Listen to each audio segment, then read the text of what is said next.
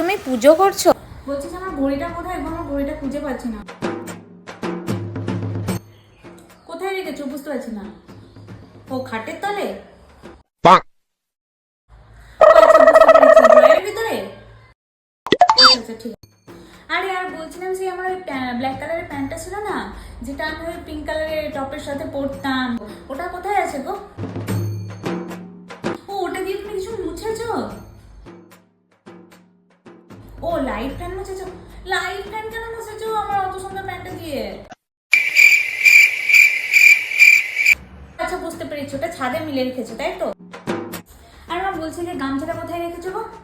বাবা স্নান করতে যাবে, তাই গামছাটা খুঁজছিল।